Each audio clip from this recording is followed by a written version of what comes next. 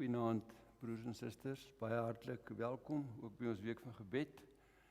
Julle kan maar nader ook gesit het, maar dit is ook goed so. Ek is bly vir elkeen wat hier is. Ek het vanoggend verwys na Paul Washer.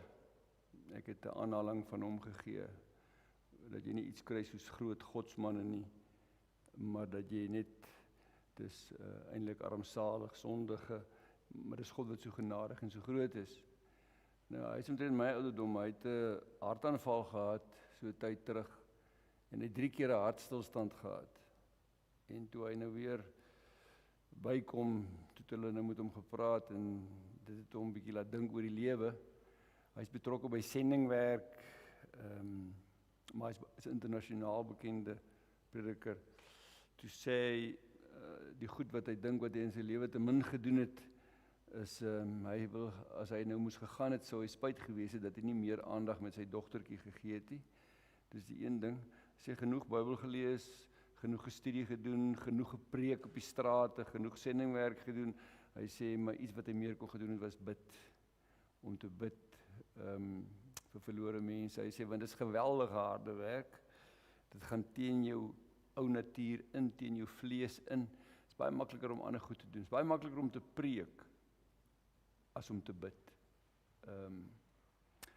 So, hierdie is ons week van gebed, en daarom is daar altyd minder mense in 'n erediens as by 'n gebedsgeleentheid. En dis eintlik 'n hartaar van die gemeente.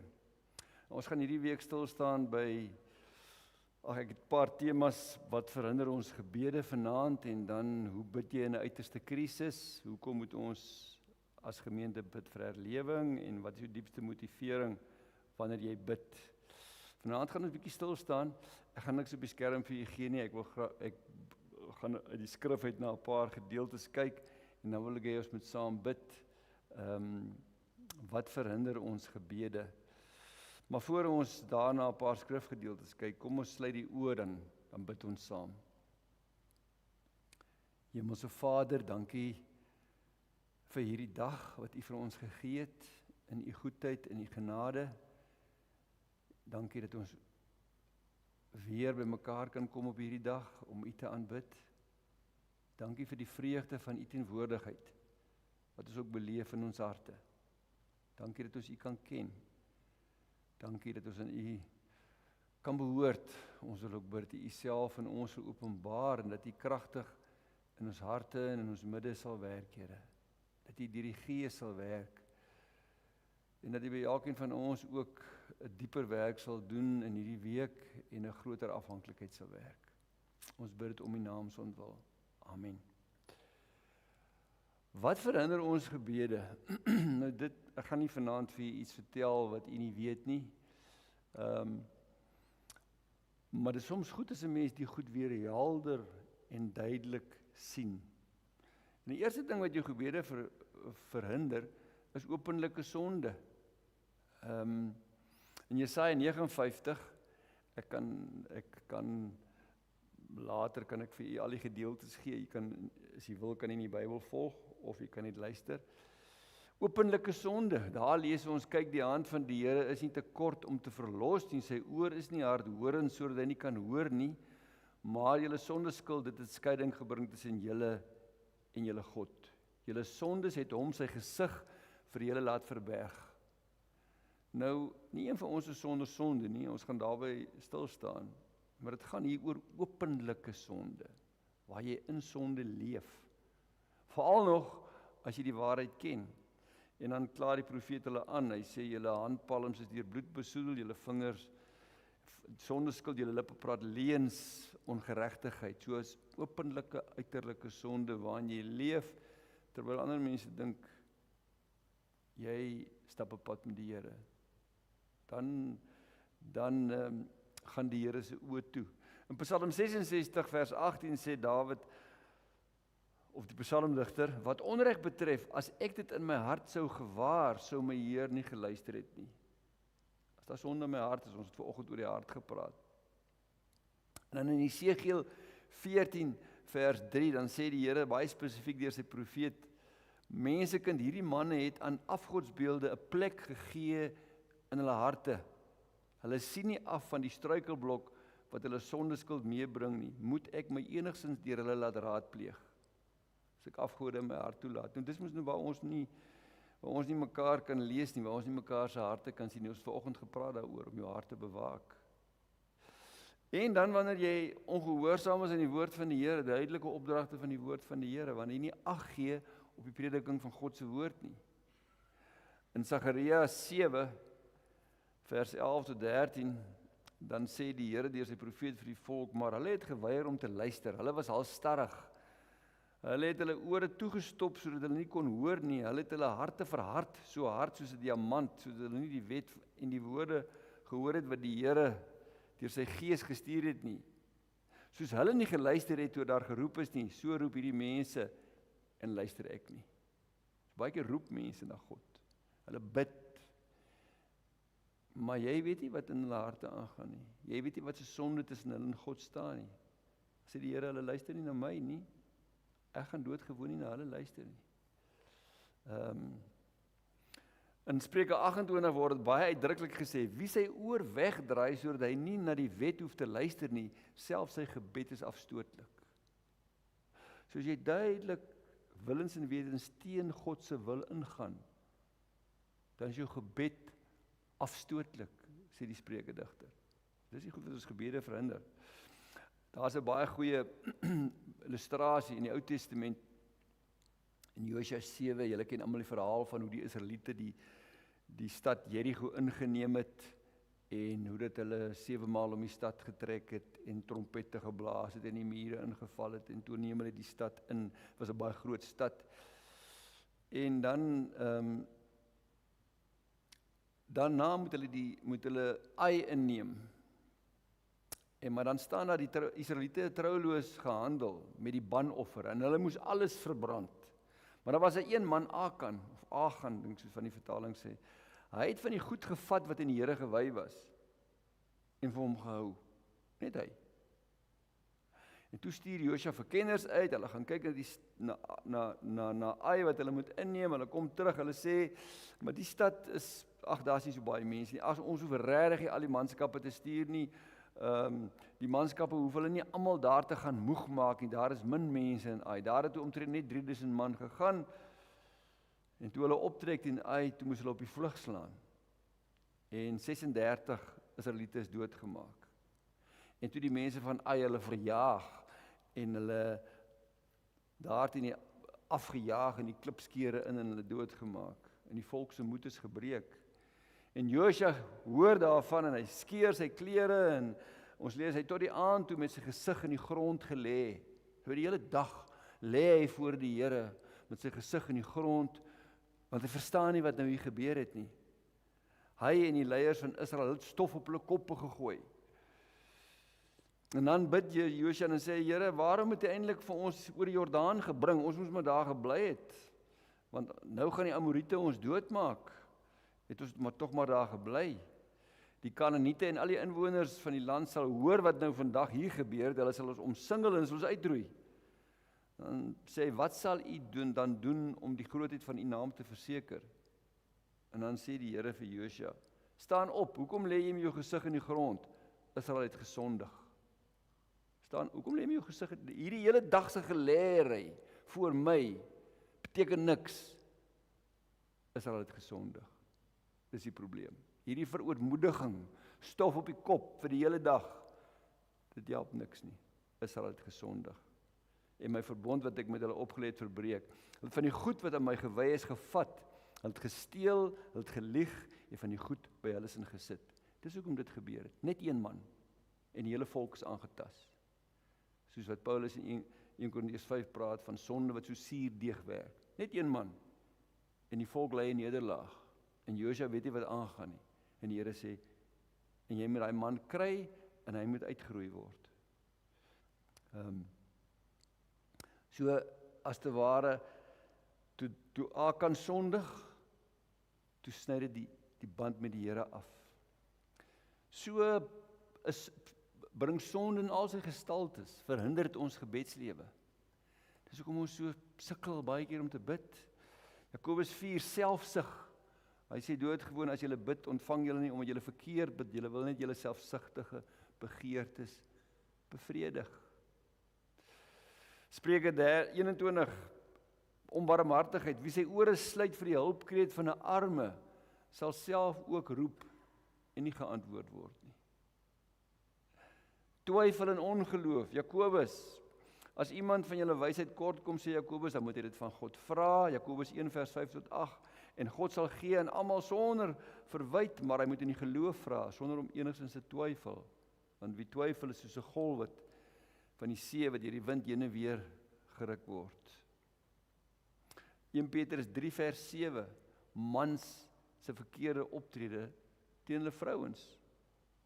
Petrus skryf, hy sê, mans, julle moet verstandig met julle vrouens leef, bewys eer aan hulle as die swakker geslag, wat saam met julle deel in die lewe as genadegawe, dan sal julle kan bid sonder dat iets julle hinder. So die mans, ons wat getroud is, die manier wat ek my vrou hanteer, kan my gebede verhinder. Nou dit raak baie. Onvergewensgesindheid. Baie interessant, in Markus 11, dan kom Jesus en dan gee Jesus as te ware 'n oop boek belofte van gebedsverhoring en sê, alles wat julle in die gebed vra, glo dat julle dit al ontvang het en dit sal vir julle so wees. En net daarna dan gaan hy aan en sê, en wanneer julle staan om te bid en julle het iets teen iemand, vergewe hom, dan sal julle Vader wat in die hemel is, julle ook julle oortredings vergewe. As ek nie vergewe nie, dan gaan die Vader nie vergewe nie. Onvergewensgesindheid bring onmiddellik skeiding tussen my en God. Sonde keer dat God ons gebede verhoor en sonde neem die begeerte weg om te bid. As jou hart aan God behoort, soos ek vanoggend, as jou hart op God gerig is, as die ontzag vir God in jou hart is en as jy die Here liefhet met jou hele hart, dan gaan jy begeerte hê om te bid. Maar as dit nie daar is, gaan jy nie begeerte hê om te bid nie. Gaan koud wees, gaan dood wees. So ons moet maar ons harte ondersoek. En dan is doodgewoon, biddeloosheid self is sonde. Om nie te bid nie is sonde. Want daar is baie opdragte in die Bybel. 1 Samuel 12 vers 23, dan sê Samuel vir die volk, hoor mooi wat sê vir hulle, hy sê vir hulle, ook wat my betref, nooit sal ek teen die Here sondig, deur op te hou, om vir julle te bid nie. Nooit sal ek teen die Here sondig, deur op te hou, om vir julle te bid, sê Samuel. Daarom sê, as ek ophou om vir julle te bid, dan sondig ek teen God. So is daar baie duidelike opdragte wat ons ken. Hoeveel opdragte? 1 Tessalonisense 5 vers 17, bid sonder ophou. Matteus 26, waar Jesus vir sy disippels geleer het, waak en bid, sodat julle nie in versoeking kom nie. Die gees is gewillig, die vlees is swak. Daar's opdrag op opdrag op opdrag.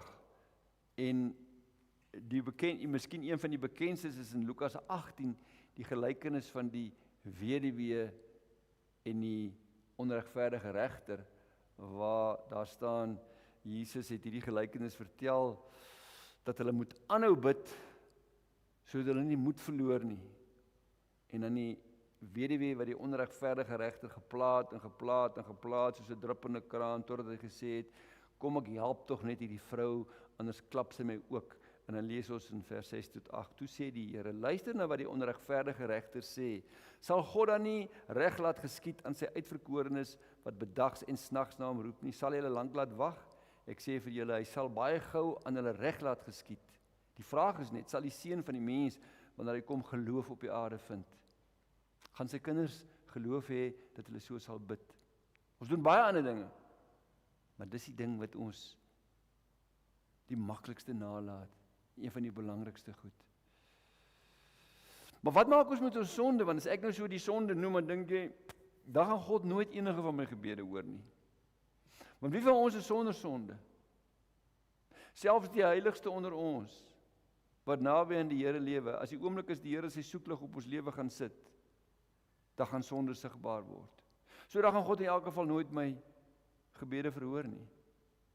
Ek dink Johannes 1 gee vir ons mooi perspektief daaroor. Johannes 1 vers 5 tot 9. Daar sê Johannes, God is lig en daar is geen duisternis in hom nie. En dan sê Johannes, as ons sê dat ons aan hom verbonde is en tog in die duisternis leef, lieg ons. Leef ons nie volgens die waarheid nie. As ons sê dat ons aan God verbonde is en ons in die duisternis leef. Nou dis een ding om in die duisternis te leef. En dis 'n ander ding dat daar ook sonde in jou hart is. Dis twee verskillende goed. Die een gee jouself oor, die een leef jy daarin. En die ander een het jy begeerte om aan die Here gehoorsaam te wees, maar jy is nooit volmaak nie. En dan Johannes stel die twee goed teenoor mekaar. Hy sê, as ons sê dat ons aan hom verbonde is en tog in die duisternis leef, lieg ons en leef ons nie volgens die waarheid nie. Maar as ons in die lig leef soos wat hy in die lig is ons aan mekaar verbonde en reinig die bloed van Jesus, sy seun, ons van elke sonde. Dit beteken nie ons is sonder sonde nie, want net in die volgende vers sê hy, as ons sê dat ons nie sonde het nie, mislei ons onsself en is die waarheid nie in ons nie. So iemand wat in die duisternis leef, dis iets anders. Dis iets anders. Die kinders van die Here wat 'n begeerte het om die Here te behaag, hulle is ook nie sonder sonde nie. Maar hulle leef nie openlik, bewustelik, doelbewus daarin nie. Hulle is besig op 'n pad van heiligmaking. En dan sê Johannes, as ons sondes bely, is getrou en regverdig en daarom sal hy ons sondes vergeef en ons van alle kwaad reinig. En daarom moet ek nie fokus op my sonde nie. Ek het nou al hierdie goed genoem met my gebedslewe wat kan tussen my en God staan, maar ek moet nie daarop fokus nie. Ek moet op God fokus. Want dis die Heilige Gees wat kom en my oortuig van my sonde en dit aan die lig bring. So ek moet op Jesus fokus. En die Heilige Gees sal kom en my oortuig. Gewoonlik weet ek baie keer baie goed. Ander kere dan kom wys die Heilige Gees vir my van iets wat verkeerd is. Daarom begin Johannes in sy tweede hoofstuk, dan sê hy, my kinders, ek skryf hierdie dinge aan julle sodat julle nie moet sondig nie. En wanneer iemand sondig, het ons Jesus die regverdige as ons voorspraak by die Vader. So julle moet nie sondig nie, maar as julle sondig, het julle vir Jesus. So my fokus moet op Jesus wees. En ons is nie sonder sonde nie. Maar daar is 'n verskil. Wanneer jy met gebrokenheid en nederigheid voor God staan, met die wete dat jy nie volmaak is nie, dis een ding. As 'n persoon wat voorgee dat hy die Here ken, maar hy leef openlik in sonde. Ek hoop jy kan die verskil sien. Daar's 'n groot verskil tussen die twee. En ons moet ons sonde bely. Ons moet ons sonde bely. Gebrokenheid. Dis miskien iets wat kort kom in die kerk. Ware berou. Ware verootmoediging. Mense wat regtig breek voor die Here oor hulle sonde. Dis dalk hoekom ons so maklik sondig. Dis dalk hoekom mense so maklik in die verskriklikste sondes val, want dis nie vir hulle saak van erns nie. Dis waar die ontsag vir God ontbreek. Ons leer baie by Dawid. En as ons sê ons sonde maak verhinder ons gebedslewe, dan kan ons by Dawid gaan leer in Psalm 51. Ek gaan nie die hele Psalm vir u lees nie. Dawid begin en dan bid en sê, wees my genadig o God, volgens die troue liefde wis my oortredings uit, volgens die groot ontferming, was my heeltemal skoon van my sonde skuld. Ek is deeglik bewus van my oortredings, ek is voortdurend, my sonde is voortdurend voor my, teen u alleen het ek gesondig en gedoen wat verkeerd is in u oë. En dan praat hy oor sy sonde wat daar is van sy moederskoot af. Dan bid hy, neem my sonde weg, was my dat ek skoon sal wees, dat ek weer die vreugde sal beleef. Baie keer, as ek my sonde bely, en dis vir my 'n maklike saak, dan is die vraag, bely ek die sonde teenoor myself, bely ek voor God. Dit moet vir my baie moeiliker wees, om dit vir myself. Baie keer is dit by mense net 'n tipe van spyt, hulle is nie regtig berou nie. Hulle voel sleg dat hulle dit gedoen het, want hulle reputasie is in gedrang. Hulle voel sleg daaroor, want hulle is teleurgesteld in hulle self. Dit moet nie die fokus moet wees, ek het teen God gesondig, ek het hom bedroef, ek het hom teleurgestel, ek het sy eer aangetas. Dis by daai punt, waar die Here deur sy Gees ons bring, en dis nie die Gees van die Here wat ons daar kan bring. In Joël 2, laaste gedagte hieroor, Daar sê die Here, skeer julle harte en nie julle klere nie. Dis soos Josua wat daar gaan lê het op die grond die hele dag en hulle het stof op hulle koppe gegooi en hulle te verootmoedig. En dit kan eg wees. Want dis wat Esra ook gedoen het. Toe die volk met vreemde vrouens getrou het Esra ook homself verootmoedig voor die Here oor die volk se sonde en God het ingegryp. Maar die Here sê skeer julle harte en nie julle klere nie. Maar selfs nou sê die Here deur sy profeet Joël, keer terug na my met julle hele hart, vas, huil en rou.